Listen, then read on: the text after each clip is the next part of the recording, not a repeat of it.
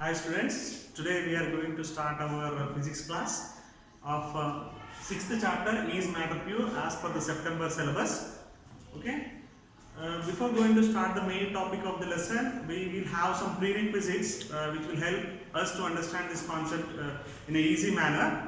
That is, first is matter. Before going to see whether a matter is pure or not, first we will understand what is matter and what is the definition of matter. Of course, that we have learned in first lesson. A small prerequisite and recap that we will take, and then we will start our main topic of the actual topic of this is matter pure lesson. So when we go to the definition of the matter, all the substances around us can be considered as matter. All the substances around us can be considered as matter. For example, air is also considered as matter, water is considered as matter, blackboard, chalk piece, iron, gold, all that lemon juice what we drink, thumbs up, whatever is that what we have around us can be considered as matter. And one more property and one more thing that we have to focus on, that is matter is made up of very small tiny particles. All matters or all substances is made up of very small tiny particles. Okay, and based on the arrangement of those small tiny particles, these matters are physical state. According to the arrangement of these substances, the physical state of the matter is going to change and vary. For example, if in solids the all substances are closely packed, in waters they are some loosely packed, in gases they are even very loosely packed. Okay, that what already that we have discussed in our first lesson. And today focus is how and how many types of matters are there, and how can they are classified and how they can be further classified is our agenda of the is matter pure lesson. And most of the topics of this lesson is focusing on these mixtures. Okay. Now, whenever we talk about matter, depending on the compositions, depending on the content, or depending on the components which the substance is possessing, this matter is classified into two types. Matters are classified into two types depending on the compositions what they have. That is, depending on the components what they have, depending on the things what they consist. Depending on that, this matter is classified into two types. That is, pure substances and mixtures. Pure substances and mixtures. As the name suggests, pure substances. These pure substances look like simple, but it is some complex thing to understand what is the main sense of the pure substances. About these pure substances we will discuss at the last of the lesson. That is the last topic of the lesson. Instead of discussing now, we discuss at the last of the lesson. Again, this pure substances is of two types, that is elements and components.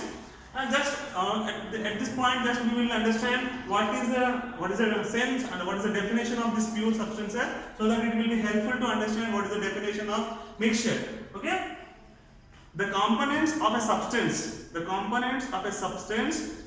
does not change. If they does not change, if you examine any part of that sample, or if you examine any part of that substance, that type of substances we call as pure substances. What does it mean? For example, if I have a gold biscuit, I am collecting a sample from one part of the gold biscuit, and if I examine what are the compositions are there, and if I collect one sample from the bottom of the gold biscuit, and if I examine what are the compositions are there in that sample, if both are same and if they does not change, that type of substances we call as pure substances. In simple, in pure substances, the compositions of that substance, wherever the sample is being collected, will not change. That is, all the compositions in the pure substance are uniformly distributed, and they will not change from whatever the part is that what we are collecting to examine that substances.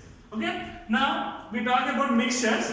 Already the name is suggesting that mixture is a substance which is made up of two or more components. That is, if the two or more components are mixed, we are going to get the mixture. And one more property in mixture, that if two or more properties are not components are not chemically bonded.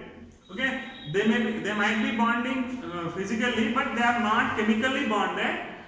About the chemical bonding, that all we will discuss in components later on. That is, mixture is made up of two or more substances. okay, where the compositions are not chemically bonded, and we can, these mixtures are depending on the ability, depending on the property of the mixture, these can be again classified into homogeneous mixtures and heterogeneous mixtures. Okay, now we discuss about what are the homogeneous mixtures and what are the heterogeneous mixtures in detail. Okay, mixture, simple mixture is made up of two or more substances. Okay, and depending on those properties we are going to classify them as two types, that is homogeneous mixtures and heterogeneous mixtures. Now when we talk about homogeneous mixtures,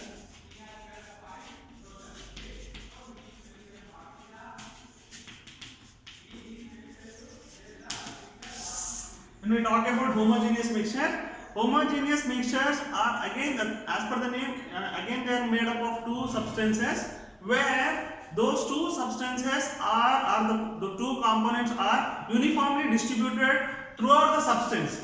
Okay, the mixture where the components are uniformly distributed, such type of mixtures are called as homogeneous mixture, where we can have a very good example of preparation of, suppose you take one glass of water and you add some sugar content to that water and mix it until the sugar mixes continuously, mix it until the sugar dissolves in that. So we will have a sugar solution or sugar syrup.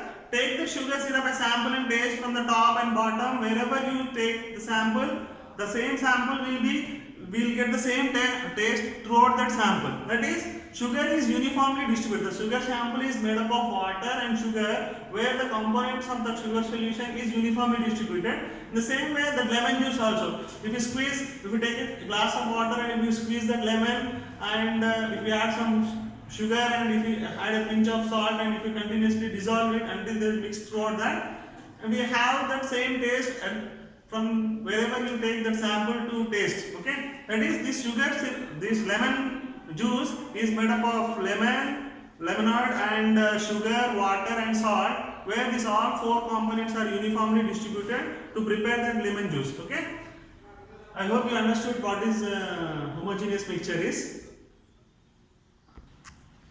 Now we discuss about properties of this homogeneous mixture. Okay, whenever we talk about the properties of homogeneous mixture, that is, components of the homogeneous mixture are uniformly distributed. That is, those components, whatever the components or compositions are there in that homogeneous mixture, they are uniformly distributed throughout the solution, and those compositions are not separated visually. That is, by seeing that mixture, we cannot separate what are the substances are there in that. Suppose if we take that lemon juice, we cannot separate this part is sugar, this part is salt, and this part is lemon juice, this part is water. We cannot separate them because all the four substances in the lemon juice are uniformly distributed, so we cannot separate them. It is a mixture which is made up of four components, where those four components are uniformly distributed and the compositions are not separated by our naked eye. By visual effect, visually we cannot separate them. Those type of mixtures we call as homogeneous mixtures. Now second, we talk about heterogeneous mixtures.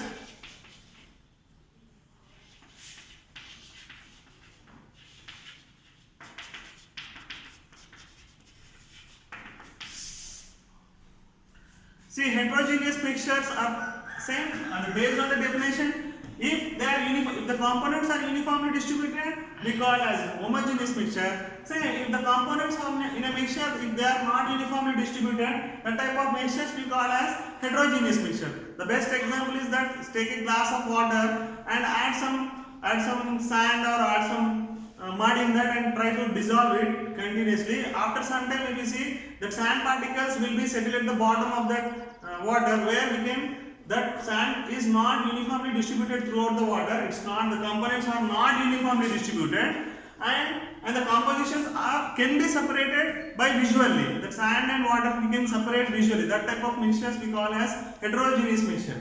Simple, a mixture in which the compositions are uniformly distributed is called homogeneous, and the mixture in which the components are not uniformly distributed is called as heterogeneous mixture. The properties of homogeneous mixture is same. The components are uniformly distributed and compositions are not separated visually. Where the components the components are not uniformly distributed, and compositions are separated visually. These are the two main properties of this different